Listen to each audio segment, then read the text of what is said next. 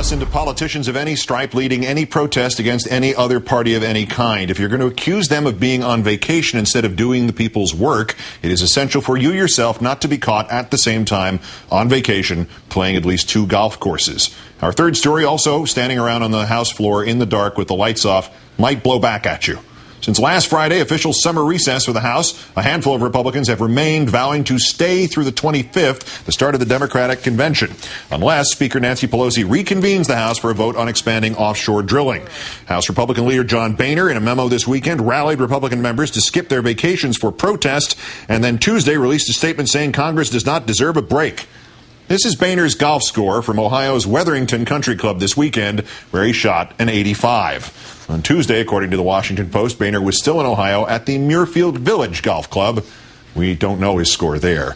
And while John McCain has spent the week echoing GOP criticism of the congressional break, as of tomorrow it will be 4 months since Mr. McCain showed up for his job, having missed 103 consecutive votes, including several that, unlike the offshore drilling experts say, actually will bring down the price of oil. Let's turn now to MSNBC political analyst Eugene Robinson, also, of course, columnist and associate editor of the Washington Post. Much thanks for your time tonight, Gene. Good to be here, Keith. First the theater and then the substance. Boehner and McCain demanding Congress take action while they're out of town. Did they skip out on a couple of sessions of Political Imagery 101? Well, you're just being old-fashioned there, Keith.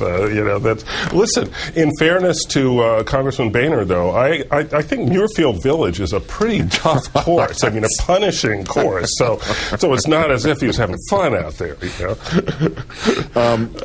We first had on this the gas tax holiday. Now we have the lights off protest. Which, by the way, leads to the idea they're the Republicans standing in the dark again.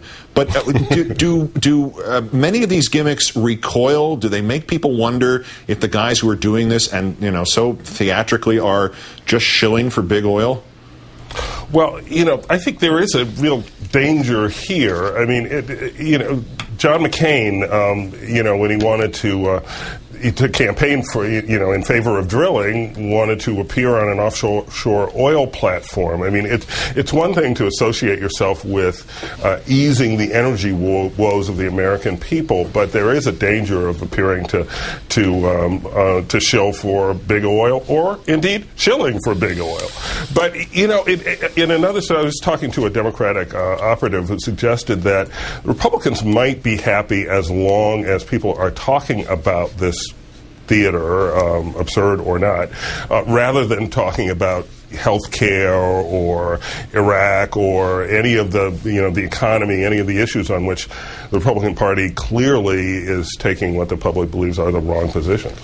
There was another issue here that the Republicans actually brought in Newt Gingrich yesterday on some sort of old-timers day at Congress to threaten a possible government shutdown if Nancy Pelosi does not let them vote on the offshore drilling.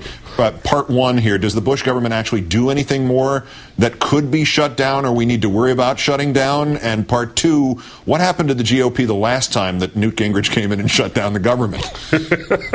Well, in answer to A, I think the president has pretty much taken care of shutting down the government. Mm-hmm. He's had, 7 years to do it, and he's done a pretty good job of it.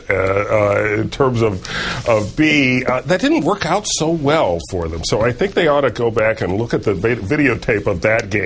It wasn't one of old-timer Newt's better outings. So I think they might want to review the film. Hey, this just in, Newt Gingrich has been traded to the New York Jets, Gene. How about that? He's going to be Brett Favre's backup there.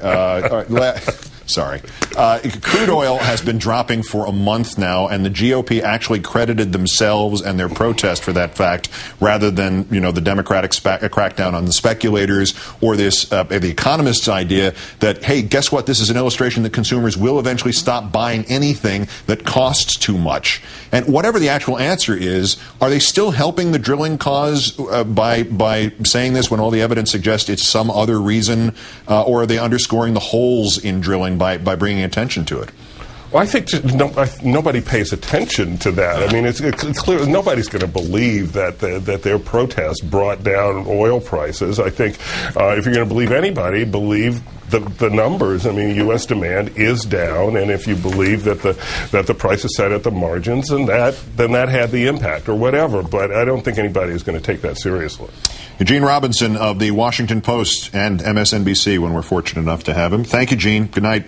Great to be here. Good night, Keith.